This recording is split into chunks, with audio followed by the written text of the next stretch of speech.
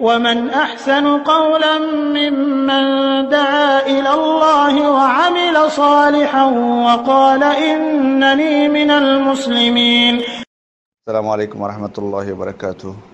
আমাদের একজন ভাই প্রশ্ন করেছেন একজন দ্বীনী ভাই সম্পর্কে, যে উনি আকীদাগতভাবে ভালোই ঠিক আছেন, কিন্তু ওনার একটা সমস্যা হলো যে উনি বিশ্বাস করেন না যে দাজ্জাল আসবে বা ঈসা আলাইহিস সালাম আসবে, এটা বিশ্বাস করে না।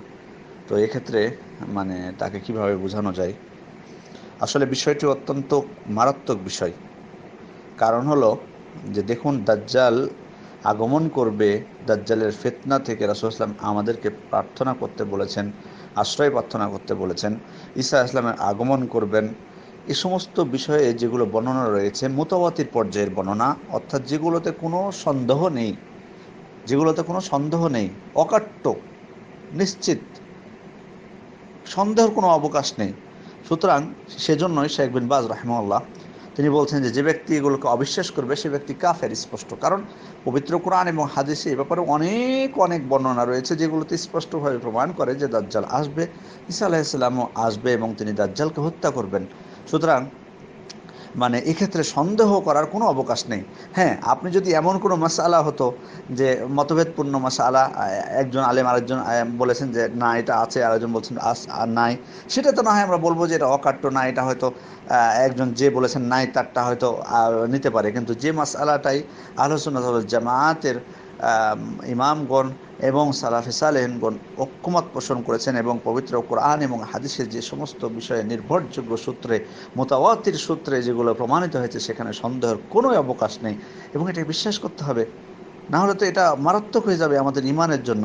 এই জিনিসটা ওনাকে বোঝানোর চেষ্টা করবেন এবং তাকে কোরআন এবং হাদিসের যে কিতাবগুলোতে দাজ্জালের বর্ণনা এসেছে সেগুলো পড়তে বলবেন। এখানে আসলে বলে শেষ করা যাবে না, বরং সহিহ বুখারী এবং মুসলিমে যতগুলো বর্ণনা এসেছে সেগুলো পড়লেই যথেষ্ট তার জন্য।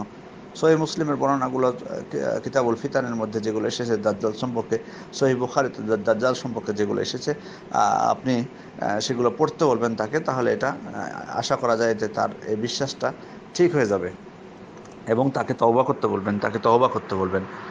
তো যাই হোক, দেখুন সহিহ মুসলিমে 2930 নম্বর হাদিস, সহিহ বুখারীর 3057 নম্বর হাদিস, যেখানে রাসূল সাল্লাল্লাহু আলাইহি ওয়াসাল্লাম স্পষ্ট হয়ে বলছেন দাজ্জাল আলোচনা করতে গিয়ে, আমি তোমাদেরকে তার ফিতনা থেকে সাবধান করছি। সকল নবী তাদের উম্মতকে দাজ্জালের ভয় দেখিয়েছেন, কিন্তু আমি তোমাদের কাছে দাজ্জালের একটি পরিচয়ের কথা বলবো যা কোনো নবী তার উম্মতকে বলেন নাই, তা হলো দাজ্জাল অন্ধ হবে, আর আমাদের মহান আল্লাহ তাআলা অন্ধ নন। এটা হাদিস নাম্বার দিলাম। এই হাদিস সহিহ মুসলিমের এই হাদিসের আশেপাশে যতগুলো হাদিস রয়েছে দাজ্জাল সম্পর্কে সবগুলো তাকে পড়তে বলবেন, তাহলে তার একটা ধারণা আসবে বলে আশা করা যায়। তো যাই হোক, আসলে দাজ্জালের অনেক পরিচয় এখানে এসেছে। দাজ্জাল কেমন হবে, তার কোন চোখ কানা থাকবে, তারপরে তার ফিতনা সম্পর্কে, এগুলো সহিহ মুসলিম এবং বুখারীতে স্পষ্টভাবে বর্ণনা এসেছে। সুতরাং এগুলো বেশি বেশি করে পড়া ছাড়া, মানে তিনি পড়লেই এগুলো আশা করা যায় যে তার যদি মানার আগ্রহ থাকে তাহলে তিনি এটা মানবেন, যদি সঠিকটা মানার আগ্রহ থাকে। তারপর দেখুন সহিহ মুসলিমের 2934 নম্বর হাদিস, যেখানে বলা হয়েছে যে রাসূল সাল্লাল্লাহু আলাইহি ওয়াসাল্লাম বলছেন দাজ্জালের সাথে যা থাকবে তা আমি অবগত আছি। তার সাথে দুটি নদী প্রবাহিত থাকবে, বাহ্যিক দৃষ্টিতে একটিতে সুন্দর পরিষ্কার পানি দেখা যাবে, অন্যটিতে দাউ দাউ করে আগুন জ্বলতে দেখা যাবে। যার সাথে দাজ্জালের সাক্ষাৎ হবে সে যেন দাজ্জালের আগুনে ঝাঁপ দিয়ে পড়ে এবং সেখান থেকে পান করে, কারণ উহা সুমিষ্ট পানি। আর তার চোখের উপরে মোটা আবরণ থাকবে, কপালে কাফের লেখা থাকবে। মূর্খ ও শিক্ষিত সকল ঈমানদার লোককে তা পড়তে সক্ষম হবে। তো এটি সহিহ মুসলিমের 2934 নম্বর হাদিস। দেখুন রাসূল সাল্লাল্লাহু আলাইহি ওয়াসাল্লাম স্পষ্টভাবে তিনি এগুলো বর্ণনা দিয়েছেন এবং দাজ্জাল একজন মুমিন যুবককে হত্যা করে পুনরায় জীবিত করবে, এগুলো সহিহ মুসলিমের বর্ণনা। দাজ্জাল কোথা থেকে বের হবে, রাসূল সাল্লাল্লাহু আলাইহি ওয়াসাল্লাম সুনানে তিরমিজির হাদিসেও স্পষ্টভাবে এসেছে। দাজ্জাল মক্কা মদিনায় প্রবেশ করতে পারবে না, এটিও সহিহ মুসলিমের হাদিস দ্বারা প্রমাণিত।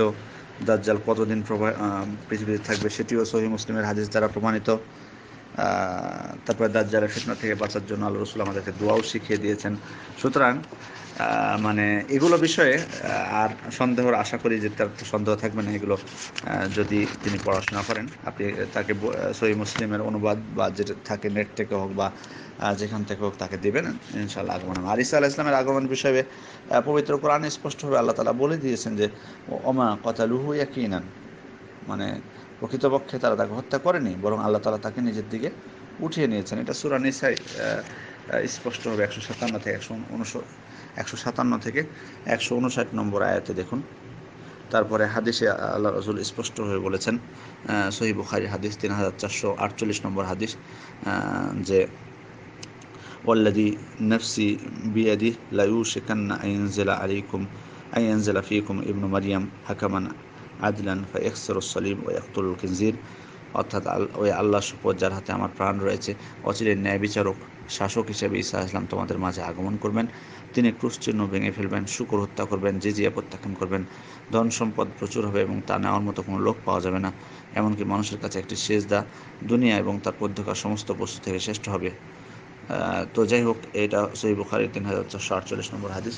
এটা এটা তো একটা স্পষ্ট। তারপর দেখুন সহিহ মুসলিমের হাদিসে স্পষ্টভাবে এসেছে, সেখানে যে